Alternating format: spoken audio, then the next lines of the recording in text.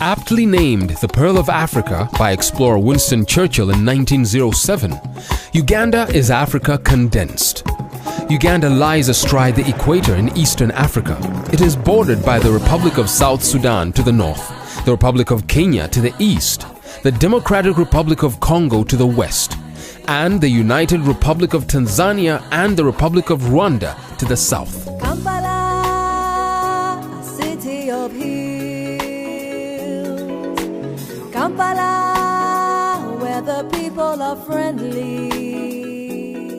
With the best of everything the continent has to offer packed into one small but stunning destination, Uganda is home to the highest mountain range in Africa, the Mountains of the Moon in the Rwenzori National Park. It is also the source of the mighty Nile and offers the best whitewater rafting in the world.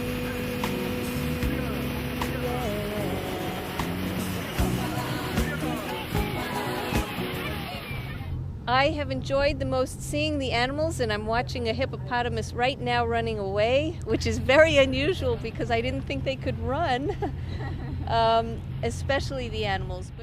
It has the highest concentration of primates on Earth, including the majestic mountain gorilla, one of the rarest animals on the planet. For Uganda being one of the top 10 countries in the world in terms of biodiversity, there's no excuse. Everything that everybody needs across. In fact, Uganda is called Africa compressed, and that's what makes Uganda very unique.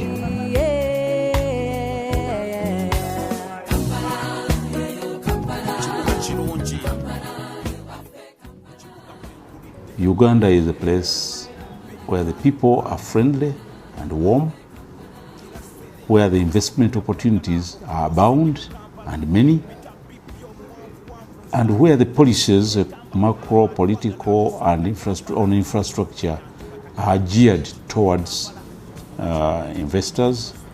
Come to UIA. Through our one-stop center, we can deal with most of your needs as an investor.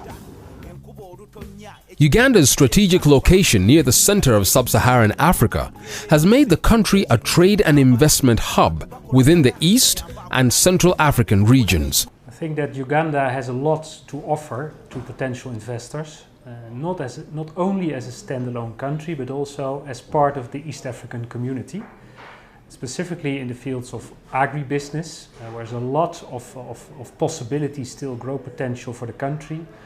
Also in logistics and in tourism, I do see that there is still a lot of potential and opportunities for investors to grow with the country and to profit from the enormous potential this country has to offer.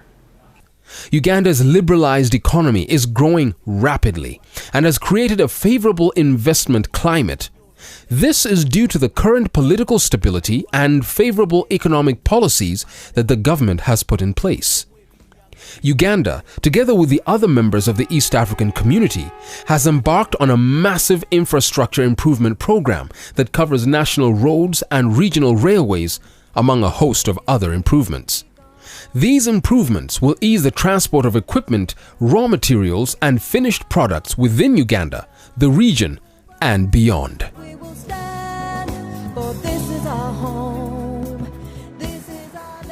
Every investor would like to invest in a very secure environment, and I must say Uganda is one of the safest countries right now in the world, thanks to the government's vigilance in terms of protecting its citizens and investments of foreigners and Ugandans as well.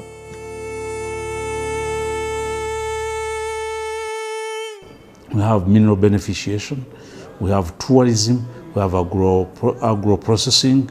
Although the majority of Ugandans are agriculture based in their income generating, it's time now also to look at the commercial, getting huge production out of small pieces of land by commercial enterprises and ICT. With an impressive list of minerals like silver, gold, lithium, iron ore, zinc, cobalt, beryl, copper, lead, and many more, Uganda's mineral resources are an untapped source ready for investment. It is very rare to find a country with minerals spread like this, apart from Democratic Republic of Congo and South Africa. But ours are all now known to exist. The only thing is that now we need to carry out exploration, which gives such a big opportunity for investors, because you now start with this virgin territory and in a peaceful atmosphere, with good regulatory regime, with a good environment and peace and stability and good infrastructure, with a population which speaks perfect English, and with schools and with amenities, and everything else is yet to go. So this is the place to be. In fact, there is no place for investment now, in my view, which is near this place, which is like this place. So this must be the investment place, and that's Uganda. This is a unique resource or geological resource whose potential for economic exploitation is very, very high. According to the analysis we have done, they have high values of rare earths. They are aluminous clays because they have high contents of alumina, and from them can also be extracted scandium and gallium, which are some of the rare metals, which are rare and quite expensive, in addition to a variety of other mineral products based on the technology that one uses. Uganda's climate is favorable for not only the traditional cash crops like cotton, coffee, and tea, but also horticulture. Through policy advocacy efforts of private sector associations like Uganda Flower Exporters Association, UFEA, the government and donors have acknowledged the importance of private sector-led export growth for the Ugandan economy through strengthening of non-traditional agricultural export projects, and have agreed to continue exporting the industry primarily in the areas of policy, research and training. Agro-processing is on top of our agenda as government because Uganda is blessed with very nice weather. We have rain seasons twice in a year, and that gives us a lot of opportunities to grow both cash and food crops. So we have a lot of potentials in agro-processing. The rapid growth of the floriculture subsector, due to significant demand for Uganda's flowers, offers opportunities for investment in not only farming but areas such as the production of propagation materials, manufacture of packaging materials, establishment of soil analysis laboratories and services, and the manufacture of greenhouse plastics.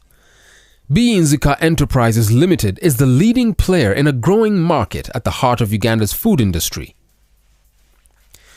Incorporated in Uganda on 26 October 1990, the company has undergone steady development in the poultry sector in Uganda and currently produces 250,000 broiler chicks and 90,000 layer chicks per week. With a recent $4 million joint investment by PCP and Voxtra, Biinzika will be able to expand into the production of high-quality poultry feed. With this move, Biinzika will fill a critical gap in the poultry value chain in Uganda and access to feeds of consistent quality at stable prices. Uganda's ICT sector is a dynamic and vibrant sector and has registered double-digit growth over the last few years, with the bulk of investment expenditure in the rollout of mobile broadband solutions and internet-related infrastructure. The Ugandan ICT market is growing at a cumulative annual growth rate of over 25%, with significant growth seen in areas of mobile devices, computer applications, information processing, storage and dissemination, as well as mobile finance, e-finance, global connectivity and online trade. ICT is an opportunity that is waiting to be taken up because we have a young population. About half of the Ugandans are young. But this young population is also educated. We have many universities, we have many colleges and schools. So it gives opportunity for those people who want to go into ICT, because you have a population of young people enthusiastic and fairly educated who just needs a bit of skilling, and then you have opportunity in ICT. The government of Uganda has also put in place a number of incentives to attract investors. The government has substantial land available, and when an investor expresses interest to invest in the 4 areas which I'm going to mention, one is tourism, 2 is ICT, information technology, communication technology, agro-processing, and mineral beneficiation. If you are going to invest in any of those 4 sectors, the government will give you land at no cost. And we also do facilitate investors, particularly, 1, in setting up the business in the country. 2, we also help them and assist them to get the investment license. And once you have the investment license, then other benefits such as importation of machinery and equipment into the country they don't attract any taxes. So those are some of the benefits that we do give to our investors.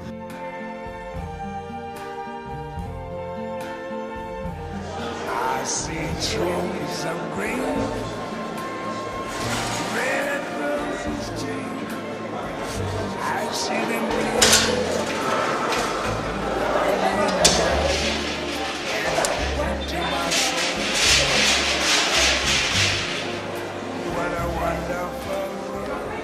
Don't believe what they tell you in the regular media, that Africa is still just poor and there is war and there is famine.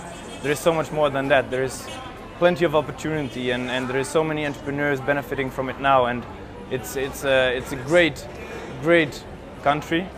I love the Ugandan people, and I mean, it's also a bit of adventure, of course. For us, it's been a hell lot of fun, and that's an important part of doing business as well, I believe.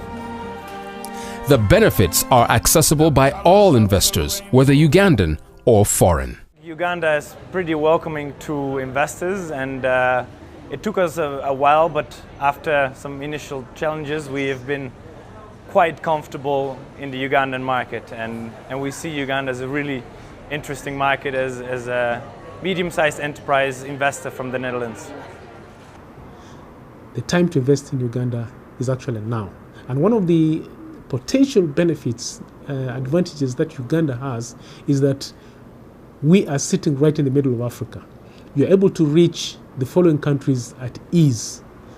DRC in the west, you have Kenya in the east, we have Tanzania in the south, we have Rwanda, Burundi, Central Africa in the north, in the northwest. You have Sudan. So all these countries, a market of over 500 million people, you can reach them right from Uganda. So in terms of doing business, I think there's no better place to set up an enterprise or to come and invest other than Uganda.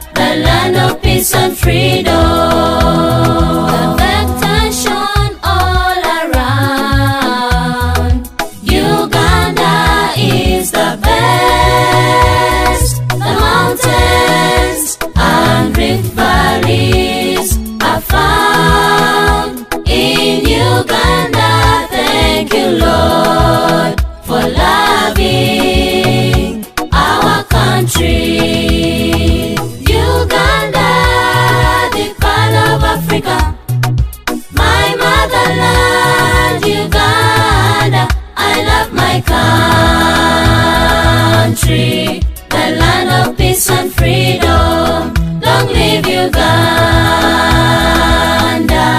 the land of peace and freedom. Uganda, the pearl of Africa, my motherland. Uganda, I love my country, the land of peace and freedom. Long live Uganda, the land of peace and freedom.